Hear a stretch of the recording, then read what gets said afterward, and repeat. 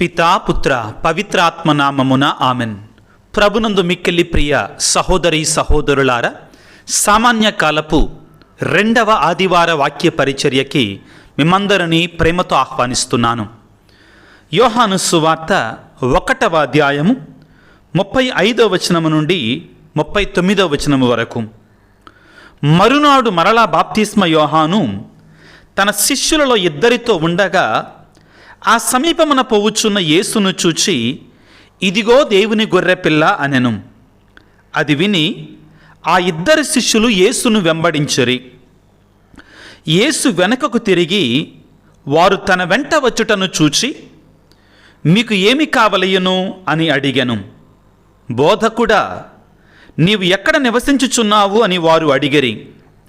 వచ్చి చూడుడు అని యేసు సమాధానమిచ్చెను. వారు వెళ్ళి ఆయన నివాస స్థలమును చూచి ఆనాడు ఆయనతో గడిపిరి. క్రీస్తునాథుని యందు మిక్కిలి ప్రియ సహోదరి సహోదరులారా, దేవుని సన్నిధికి వచ్చినప్పుడు మనందరము కూడా ప్రార్థన చేసే సమయంలో మన అవసరాలని దేవుని యొక్క పాద సన్నిధిలో ఉంచుతాం. మనకి ఆర్థికపరమైన, ఆరోగ్యపరమైన, ఆలోచనపరమైనటువంటి అవసరతల కొరకై దేవుని వేడుకుంటాం. కుటుంబంలో శాంతి సమాధానం ఉండాలని, మంచి భవిష్యత్తు కావాలి అని దేవుని యొక్క ఆశీర్వాదాల కొరకై ప్రార్థన చేస్తాం. ఇవి చేయటం ఏమాత్రము కూడా తప్పు కానే కాదు. ఎందుకని అంటే స్వయంగా ప్రభు క్రీస్తు నేర్పినటువంటి ఆ పరలోక ప్రార్థనలోనే నానాటికి కావలసిన మా అన్నము మాకు నేటికివ్వండి అని అడగమని ప్రభువే స్వయముగా మనకు నేర్పించారు. కాబట్టి అయితే ప్రియులారా, మన ప్రార్థన ఇంతటితోటి ఆగిపోతుందా? ఇహలోక సంబంధమైనటువంటి అవసరతలను అడగటముతోటి ఆగిపోతుందా? ఒకవేళ అక్కడే ఆగిపోతే మనం ప్రమాదంలో ఉన్నట్లే. మన ప్రార్థనా విధానాన్ని మనం సరిచేసుకోవాలి. ప్రియులకు దేవుని బిడ్డలారా, ఈరోజు క్రీస్తు ప్రభువు మనందరి వైపు చూచి తన చేయి చాచి అడుగుతున్నాడు, మీకేమి కావాలి? నీకేం కావాలి నా వద్ద నుండి? నువ్వేం కోరుకుంటున్నావు నా వద్ద నుండి అని క్రీస్తు ప్రభువు నిన్ను నన్ను అడుగుతున్నాడు. మనం చదువుకున్న వాక్యములో ప్రియులారా, యోహాను సువార్త 1వ అధ్యాయములో బాప్తిస్మ యోహాను గారు యేసు ప్రభు ఆ విధంగా వెళ్ళటాన్ని చూచి, నడిచి వెళ్ళటాన్ని చూచి తన వద్ద ఉన్న శిష్యులతో, ఇదిగో సర్వేశ్వరుని గొర్రెపిల్ల, ఇదిగో దేవుని యొక్క గొర్రెపిల్ల అన్నారు. అయితే అది విన్నటువంటి ఈ 2 శిష్యులు కూడా ప్రభువును అనుసరిస్తున్నారు, ప్రభు వెంట వెళుతున్నారు. అక్కడ ప్రభువు ఒక ముఖ్యమైన ప్రశ్న వేస్తున్నాడు తన వెంట వస్తున్నటువంటి ఆ శిష్యులకి. ఏమంటున్నాడు? 38వ వచనములో, యోహాను సువార్త 1వ అధ్యాయములో, యేసు వెనుకకు తిరిగి వారు తన వెంట వచ్చుటను చూచి, మీకు ఏమి కావలయును అని అడుగుతున్నారు. ఈనాడు ప్రియులారా, క్రీస్తు ప్రభువు నిన్ను నన్ను కూడా అడుగుతున్నాడు, నీకేం కావాలి? నీకేం కావాలి నా వద్ద నుండి అని అడుగుతున్నాడు. ప్రియులారా, అది నీ మీద నా మీద ఆధారపడి ఉంటుంది. నీవు నేను ఆయన ఇచ్చేట అద్భుతాలు మాత్రమే, వరాలు మాత్రమే, దీవెనలు మాత్రమే, ఇహలోక సంబంధ ఆస్తిపాస్తులు మాత్రమే, ఉద్యోగాలు మాత్రమే, లేకపోతే ఉన్నతమైన స్థితి మాత్రమే కోరుకుంటున్నామా, లేక ఇంకా ఏదన్నా కోరుకుంటున్నామా ప్రభువు దగ్గర నుంచి? ఇంకా గొప్పదాన్ని దేనైనా కోరుకున్నా, ఉన్నతమైన దానిని, మహోన్నతమైన దానిని ఏదైనా కోరుతున్నావా? ఆత్మ పరిశీలన చేసుకోవాలి. ప్రభునందు ప్రియులకు దేవుని బిడ్డలారా, 2004వ సంవత్సరంలో ద ప్యాషన్ ఆఫ్ క్రైస్ట్, క్రీస్తు శ్రమలు అనేటువంటి ఒక గొప్ప క్రైస్తవ కథోలిక సినిమా రిలీజ్ అయింది. ఈ సినిమా ప్రపంచంలో బాలీవుడ్, హాలీవుడ్ రికార్డులన్నింటినీ కూడా బద్దలు కొట్టింది. అంతగా ప్రజలు ఈ సినిమాని ఆదరించారు. ఆ సినిమాలో క్రీస్తు ప్రభు పొందిన శ్రమలు ఎంత భయంకరమైనటువంటివి మానవాళి కొరకై అనేటువంటి దానిని మెల్ గిబ్సన్ అనేటువంటి దర్శకుడు చాలా స్పష్టంగా వర్ణించటానికి, చూపించటానికి ప్రయత్నం చేశాడు. అయితే ఈ రోజున నేను మీ ముందు ఉంచాలనుకున్నటువంటి ఆ వ్యక్తి ఎవరు అంటే, దానిలో యేసు ప్రభువుగా నటించినటువంటి వ్యక్తి ప్రియులారా. అతను ఒక హాలీవుడ్ యాక్టర్, చక్కని రూపురేఖలో ఉన్నటువంటి హాలీవుడ్ యాక్టర్. అప్పటి ఆయన చాలా సినిమాలలో నటించాడు, గొప్ప పేరు తెచ్చుకున్నాడు. లోక సంబంధమైన సినిమాలు చాలా వాటిల్లో ఆయన నటించాడు. అతని పేరు జిమ్ క్యావిజల్. ఇతను చాలా హాలీవుడ్ మూవీస్లో యాక్ట్ చేశాడు, చాలా డబ్బులు సంపాదించాడు, ధనం సంపాదించాడు, చాలా తన యొక్క కెరియర్లో, తన యొక్క జీవితంలో ఉన్నతమైన స్థితిలో ఉన్నాడు. ఆ సమయంలో ఈ సినిమాలు నటించటానికి, ఈ మాట గుర్తుపెట్టు, నటించటానికి ఒప్పుకున్నాడు కొన్ని కోట్ల రూపాయలకి. అయితే ఆశ్చర్యం ఏంటంటే, సినిమా అయిపోయిన తర్వాత అతను పరిపూర్ణంగా మారిపోయాడు. సినిమా తీస్తున్న సమయంలోనే తను క్రీస్తుని ఇంకా లోతుగా అర్థం చేసుకున్నాడు. ఆ శ్రమలు, ఆ బాధలు తాను యాక్టింగ్ చేస్తుంటేనే అంత భయంకరంగా ఉన్నాయే. ఆ కరుణామయుడు, ఆ సిలువదారి, ఇక ఆయన అనుభవించినప్పుడు ఎంత ఘోరంగా ఉన్నాయో ఆయన అనుభవించిన శ్రమలు అని తాను తలపోసి తాను పూర్తిగా మారిపోయాడు. అయితే ప్రియులారా, తాను ఆ సినిమాలో యాక్టింగ్ చేసిన తర్వాత తనకు చాలా శ్రమలు వచ్చాయి, తనకున్నట్టు అవకాశాలు పోయాయి. ఎవరు కూడా ఇంకా వేరే సినిమాలలో నటించడానికి అవకాశాలు ఇవ్వాల. తాను చాలాసార్లు ఆ సినిమా తీస్తూ ఉండగా ఆయన అనారోగ్యం పాలయ్యాడు. ఆ శ్రమలను నటిస్తున్న సమయంలో తాను కూడా ఉపవాసం ఉన్నాడు. అయితే ప్రియులారా, ఇదంతా పోయినా కానీ జిమ్ క్యావిజల్ ఏమంటాడంటే, నేను ఆనందాన్ని పొందుకున్నాను, నిజమైన ఆనందాన్ని పొందుకున్నాను అంటాడు. ఈనాడు ఆయన బాధపడతల్లా, కోట్ల రూపాయలు రావడం లేదే, లోకానుసారమైనట్టు విచ్చలవిడి జీవితం లేదే అని అతడు బాధపడతల్లా. తాను ఆ సినిమా తీస్తున్నందుకు ఆయన అన్నాడు, I have never felt regretted, నేను బాధపడలేదండి ఆ సినిమా తీసినందుకు. కానీ ఇదిగో ఈ లోక సంబంధమైనటువంటి ఆస్తిపాస్తులు పోయినా కానీ, ఈ లోక సంబంధమైన అంతస్తు పోయినా కానీ నేను క్రీస్తును కనుగొనగలిగాను. ఏం కనుగొనగలిగాడు? క్రీస్తును ఏం కోరుకున్నాడు? మీకేమి కావాలి అంటే, ఈనాడు జిమ్ క్యావిజల్ అంటాడు, పిల్లారా నాకు క్రీస్తు కావాలి, యేసయ్యా నువ్వు కావాలి నాకు, నువ్వుంటే చాలు నాకు అంట, నువ్వుంటే నాకు చాలు అని పలుకుతున్నాడు. పిల్లారా, నేను పొందుకున్న నాకు చాలయ్య అన్నాడు. ఈ సినిమా తీయడం ద్వారా అతను పరిపూర్ణంగా మారిపోయాడు, క్రీస్తుకు చెందినటువంటి వాడిగా వెళ్ళాడు. అతనిచ్చిన సాక్ష్యాలని నేను 2-3 వీడియోలు చూస్తానని, ఇంగ్లీష్లో ఉంటాయి అవి. ప్రభునందు ప్రియులారా, ఈనాడు మనందరం కూడా ఆత్మపరిశీలన చేసుకోవాలి, ప్రశ్నించుకోవాలి. యేసయ్య అడుగుతున్నాడు, బిడ్డ నీకేమి కావాలి నా వద్ద నుండి? ఆత్మపరిశీలన చేసుకోవాలి. యోహాను సువార్త 1వ అధ్యాయము 38వ వచనంలో, యేసు వెనుకకు తిరిగి వారు తన వెంట వచ్చుటను చూచి మీకేమి కావాలియను? వారు కూడా ఎంత చక్కని సమాధానం చెప్పారు పిల్లారా. ఏమంటారు? బోధకుడా, నీవు ఎక్కడ నివసించుచుంటివి?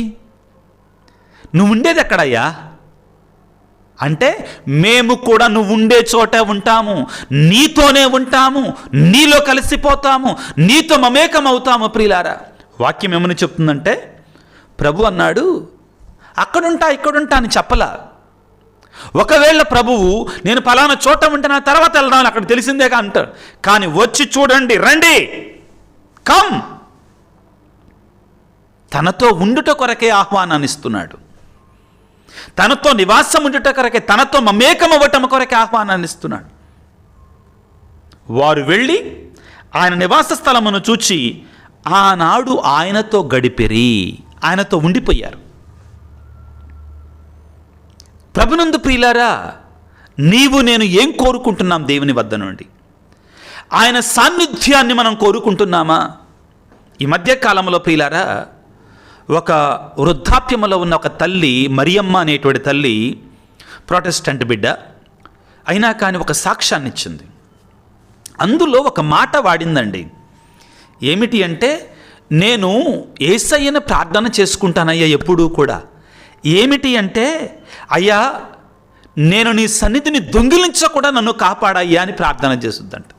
ఏంటి నీ సన్నిధిని దొంగిలించటం అంటే, దేవునికి ఇవ్వాల్సిన సమయాన్ని, ఆయన సన్నిధికి ఇవ్వాల్సిన సమయాన్ని మనం వేరే పనులకు వాడితే ఆయన సన్నిధికి ఇవ్వాల్సిన సమయాన్ని మనం దొంగిలించినటువంటి వారం అవుతామండి.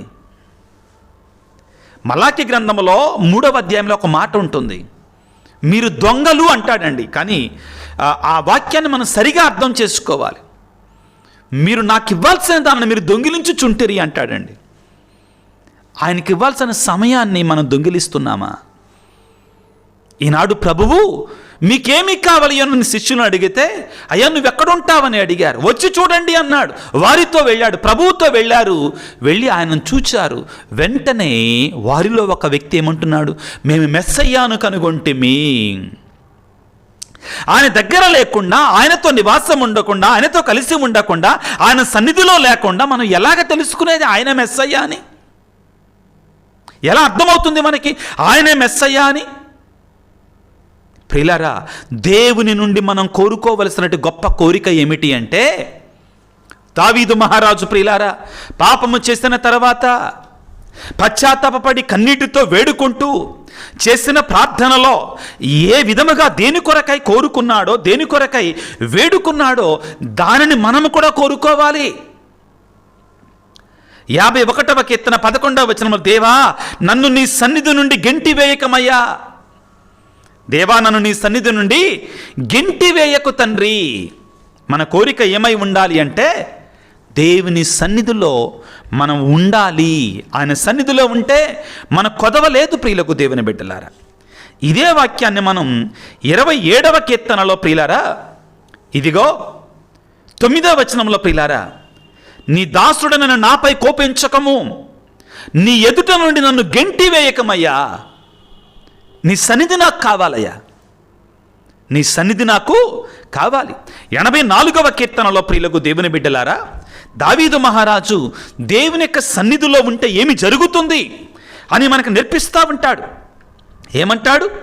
84వ కీర్తన 1వ అధ్యాయం, సర్వశక్తిమంతుడైన ప్రభువా నీ మందిరమున నాకు మిగిలిన ప్రీతి, నేను ప్రభువు మందిరమును దర్శింపవలనని ఉవ్విళ్ళూరిపోతున్నాను, తప్పించిపోతున్నాను. ఆయన సన్నిధిలో ఉండాలని తప్పించిపోతున్నాను. ఆయన సన్నిధికి వెళితే ఏమవుతుంది మనకి అంటే, నీ మందిరమున వసించుచు ఎల్లవేళలా నిన్ను స్తుతించువారు ధన్యులు. తరువాత వారు పయనించిన కొలది అధిక బలమును పొందుదురు. అన్యుల ఎండ్లలో 1000 దినములు గడిపిన దానికంటే దేవాని సన్నిధిలో 1 దినము గడుపుట మేలు. ఈ వాక్యాలన్నీ కూడా 84వ కీర్తనలో మనం చదువుకుంటాం. ఈనాడు నువ్వు ఏం కోరుతున్నావు ప్రభు వద్ద నుండి? ఏం కోరుకుంటున్నావు ప్రభు వద్ద నుండి? ప్రభునందు ప్రియులకు దేవుని బిడ్డలారా, మత్తయి శుభవార్త 6వ అధ్యాయం 33వ వచనములో, మొదట ఆయన రాజ్యమును నీతిని వెతకండి, అప్పుడు మిగిలినవన్నీ మీకు ప్రసాదించబడతాయి. ఏం కోరుతున్నావు ప్రభు దగ్గరికి వచ్చి? మత్తయి సువార్తికరుడు ప్రభు యొక్క నోట నుండి వచ్చిన మాటలని రాస్తున్నాడు. మొదట దేవుని యొక్క రాజ్యాన్ని, ఆయన నీతిని వెతకాలి. ఏం కోరుకుంటున్నాం మనం? లూకాసు వార్త 11వ అధ్యాయం 13వ వచనములో, మీరు పరిశుద్ధాత్మను అడిగితే దేవుడు ఎంతగా ఇచ్చునో కదా. ఏం కోరాలి దేవుని దగ్గరికి వెళ్ళి? పరిశుద్ధాత్మను కోరాలి, ఆయన నీతిని, ఆయన రాజ్యాన్ని కోరాలి. రోమపత్రిక 14వ అధ్యాయం 17వ వచనములో, దేవుని రాజ్యం అనగా తినుట తాగుట కాదు, పరిశుద్ధాత్మ ప్రసాదించు నీతి, శాంతి, సమాధానాలు. దేవుని రాజ్యాన్ని కోరుకుంటే, ఆయన సాన్నిధ్యాన్ని కోరుకుంటే సమృద్ధిగా ఇవన్నీ దొరుకుతాయి. 1 కొరింథీ పత్రిక 12వ అధ్యాయం 4వ వచనంలో ప్రియులారా, పరిశుద్ధాత్మ వద్ద అనేక వరములు ఉన్నవి, ఆయన ఇస్తానికి సిద్ధంగా ఉన్నాడు. అనేక ఆధ్యాత్మిక వరములు ఉన్నవి. కాబట్టి మనం కోరుకోవాల్సింది ఏంటి? ఆ వరాల కంటే కూడా వరప్రదాతను కోరుకోవాలి. ఇచ్చేటువంటి ఆ వరాల కంటే, పొందుకునే వరాల కంటే కూడా వరాలను ఇచ్చేటి వరప్రదాతనే కోరుకున్నామనుకో, ఆయనే మన దగ్గర ఉన్నాడనుకో, మనకి కొదవలేదు. ఆయన మన దగ్గర ఉంటే మనకి కొదవలేదు. రోజు ఒక గుడ్డును కొనుక్కునే బదులు గుడ్డునిచ్చే కోడినే కొంటే ఈ మధ్యలో చాలా సెటైర్లు ఉన్నాయి, దాని గురించి నన్ను ఆ విధంగా వెళ్ళట్లేదండి. పిల్ల గుడ్డు పెట్టాలి, గుడ్డు పిల్లన పెట్టాలి అన్నట్టుగా, వాటి గురించి కాదండి. కానీ మనందరం గ్రహించాల్సింది ఏమిటి అంటే ప్రియులారా, మనం ఏం కోరుతున్నాం దేవుని దగ్గరికి వచ్చినప్పుడు ఆత్మ పరిశీలన చేసుకోవాలి. ప్రియులారా, ఈ వీడియోల క్రింద ఎవరో కానీ ఒక కుటుంబం కొంతమంది కొన్ని మెసేజ్లు పెడుతున్నారండి. ఏమన్నా తెలుసా? వాళ్ళు పెట్టిన మెసేజ్ మీకు చదువుతున్నాను. ఫాదర్ గారండి, మా కుటుంబం దేవుని చిత్తాన్ని ఎరిగి తెలుసుకొని ఆ చిత్తానుసారముగా జీవింప మా కొరకై ప్రార్థన చేయండి. ఎంత గొప్ప ప్రార్థన అండి, ఎంత గొప్ప కోరిక వాళ్ళు కోరేది. ఈ వీడియోల క్రింద పెడుతున్నారండి ఈ కోరికని. ఫాదర్ గారండి, మా కుటుంబం అంతా కూడా దేవుని చిత్తాన్ని తెలుసుకొని ఆయన చిత్తానుసారముగా జీవింప శక్తి కొరకై మా కోసం ప్రార్థన చేయండి. ప్రియులకు దేవుని బిడ్డలారా, ప్రభువు ఇచ్చే దీవెనలు మనకు కావాలి, తప్పనిసరిగా ప్రారంభంలో చెప్పానండి. కానీ ఆయనే మన వద్ద ఉంటే, శిష్యులేమన్నారు? అయ్యా ఎక్కడుంటున్నారు మీరు? వచ్చి చూడండి, నాతో ఉండండి. ఆయనతో ఉన్నారు. ఆయనే మన దగ్గర ఉంటే మన జీవితంలో తుఫాన్లు వస్తే ఆయన చూసుకుంటాడు, మన జీవితంలో అనారోగ్యాలు వస్తే ఆయన చూసుకుంటాడు, మన జీవితాల్లో సైతానులు వస్తే ఆయన చూసుకుంటాడు, మన జీవితంలో శాంతి సమాధానాలు ఆయన ఎందుకంటే ఆయన ఉన్నాడు కదా, ఆయన ఉన్నాడు కదా, ఆయన చూసుకుంటాడు. కాబట్టి మనం కోరుకోవాల్సింది ఏంటంటే, అయ్యా నువ్వే మాతో ఉండు, మేము మీతో ఉండే కృపను మాకు దయచేయి తండ్రి అని కోరుకోవాలి. ప్రభువు ఈ రోజున మీకేమి కావాలి అని శిష్యులను అడుగుతున్నాడు. నీవు నేను అనాల్సింది ఏంటంటే, యేసయ్యా మాకు నువ్వే కావాలయ్యా, మాకు నువ్వే కావాలయ్యా. ఆయన ఉంటే కొదవలేదు, ఆయన ఉంటే కొరత లేదు, ఆయనే సమస్తాన్ని చూసుకుంటాడు. ప్రభువుని వేడుకుందాం. యేసయ్యా మేము నీతో ఉండే భాగ్యాన్ని ఇవ్వయ్యా, నువ్వు నాతో ఉండయ్యా, మా కుటుంబముతో ఉండయ్యా, మా సమస్తముతో ఉండయ్యా. తలలో ఉంచి ప్రార్థన చేసుకుందాం. సర్వశక్తిమంతుడా, సర్వోన్నతుడా, ప్రేమగల తండ్రి, ఈనాడు మీరు శిష్యులను మీకేమి కావాలి అని అడుగుతున్నారు. మమ్ము కూడా అదే ప్రశ్న వేస్తున్నారు. ప్రభువా, మేము కూడా వారి వలె యేసయ్యా నువ్వే కావాలయ్యా, నీ సాన్నిధ్యము కావాలయ్యా, నీ కృప కావాలి, నీ పరిశుద్ధాత్మ కావాలి, నీ రాజ్యము కావాలి, నీ నీతి కావాలి. ప్రభువా, ఆ గొప్ప మనస్సును మాకు దయచేయండి. ప్రేమగల తండ్రి, ఈనాడు ఈ వాక్య పరిచర్యలో పాల్గొంటున్నటువంటి బిడ్డలను దీవించండి, ఆశీర్వదించండి. బిడ్డలందరూ కూడా యేసయ్యా నువ్వే కావాలి, నీ సాన్నిధ్యము కావాలి, నీ పరిశుద్ధాత్మ కావాలి, నీ రాజ్యము కావాలి, నీ నీతి కావాలని కోరుకునేట్లు మమ్మల్ని దీవించండి నా తండ్రి. నీవుంటే ప్రభువా అనారోగ్యంతో ఉన్నటువంటి వారికి స్వస్థతనిస్తావు. నీవుంటే ప్రభువా భయాందోళనతో ఉన్నట్టు తుఫానులు చెలరేగినప్పుడు వాటిని చల్లారుస్తావు. నీవుంటే ప్రభువా సైతానులు పట్టినటువంటి వారిని పీడించబడుతున్న వారికి విమోచన ఇస్తావు. నీవుంటే సమస్తాన్ని ఇస్తావు, కాబట్టి వాటిని కూడా మాకు దయచేస్తావు. మీకు స్తోత్రాలు తండ్రి. ఈ వీడియో క్రింద ఎవరైతే ప్రత్యేకంగా మెసేజ్లు ఉంచుతున్నారో వారి కోసం ప్రార్థిస్తున్నారు, వారిని దీవించండి, ఆశీర్వదించు. నీ సాన్నిధ్యాన్ని ప్రభు వారి నుండి దూరం చేయకయ్యా, నీ ఆత్మను ప్రభు వారికి సమృద్ధిగా ప్రసాదించయ్యా, నీ శాంతిని సమాధానం మాకు దయచేయమని, నీవే మాతో ఉండమని మా ప్రభు అయిన క్రీస్తు ద్వారా వేడుకొనుచున్నాము తండ్రి. ఆమెన్. ప్రభువు మీతో ఉందురుగాక, మీ ఆత్మతో ఉందురుగాక. సర్వశక్తి గల సర్వేశ్వరుడు పిత, పుత్ర, పవిత్రాత్మ మిమ్మందరిని చల్లగా ఆశీర్వదించి కాచి కాపాడుదురుగాక. God bless you. దేవుడు మిమ్ము దీవించుగాక. ఆమెన్.